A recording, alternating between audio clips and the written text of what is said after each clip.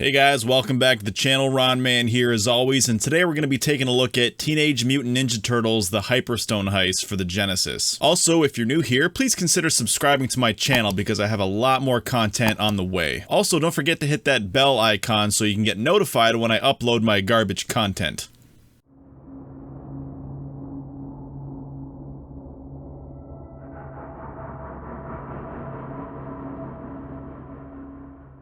Teenage Mutant Ninja Turtles: The Hyperstone Heist is a beat-em-up that was developed by Konami and released on the Sega Genesis in 1992. The Hyperstone Heist is not an arcade port. It's an original title, although it is very similar to Turtles in Time for the Super Nintendo. In the Hyperstone Heist, Shredder has stolen the treasure of Dimension X, the Hyperstone. With it, he steals the Statue of Liberty and can apparently do all kinds of other bad things. It wouldn't be a Ninja Turtles game if our mutant heroes didn't jump into action. So the story is slightly different, but mostly the same. Just like in any other Turtles game, you can choose any one of the 4 turtles. The turtles have the same attributes as they do in Turtles in Time. So Raph is the super speedy glass cannon, and Don is the slowpoke. For beginners, you're best to play with Leo or Mike. A lot of enemies, however, have received buffs. The Foot Soldiers and Roadkill Rodneys have all been given life increases, so you won't be killing them as easily as you do in Turtles in Time. Also, we no longer have the ability to throw enemies at the screen. Ugh, that's a huge bummer, dude. I guess because no mode 7? Well, why couldn't they have made up a new move unique to this game? Also, the slam attack has been nerfed. When slamming a foot soldier, you can no longer kill other foot soldiers who are caught in the attack, unless they've already been damaged. You can hurt them, just not kill them. The Hyperstone Heist has only 5 levels, however they are pretty long. I don't prefer this. Not only can the levels feel like they drag, but we also get less boss fights. Although none of the levels are duplicates, most of them were created with recycled assets from Turtles in Time. So if you've played Turtles in Time, most of what you'll see will be familiar. There is, however, one unique level,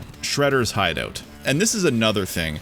I wish they had given Hyperstone more of its own personality, you know? Some of its own uniqueness. Instead, it kind of feels like a watered-down version of Turtles in Time. There are only 6 bosses, and 3 of them are from Turtles in Time: Leatherhead, Krang, and Super Shredder. There's also Rocksteady and Baxter, but they're different enough. Level 4 is called Gauntlet, where, after killing some pizza monsters, you fight 4 bosses one after another. Oh, really? We only have 5 levels in this game, and they wasted one of them on a boss gauntlet. Hyperstone has also been stripped of its time trials and versus mode. Okay, I'm starting to think this game was rushed. It should be better than Turtles in Time. It came out a year later, but rather it's similar with less content. They just took a bunch of things away and didn't replace them with anything. Even the stage structure. Yeah, it would have been faster to take out some bosses and just string together more set pieces from Turtles in Time and make longer levels. I'm convinced this game was rushed. Not saying it's bad, just saying it looks like it was rushed.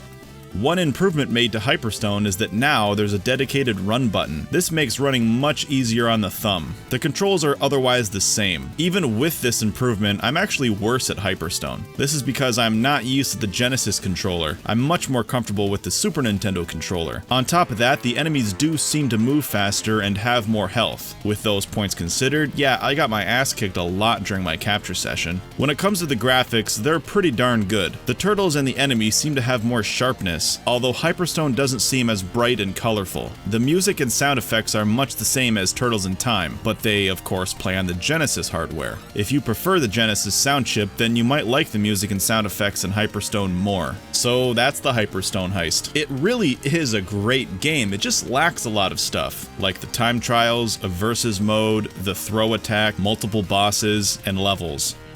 I just wish they had properly compensated for these omissions. It came out a year later and had the price tag of a typical brand new game, so there really is no excuse for that. Overall, I give Teenage Mutant Ninja Turtles: The Hyperstone Heist an 8 out of 10. Thanks so much, guys. Please make sure to hit the like and subscribe buttons, and I'll see you next time.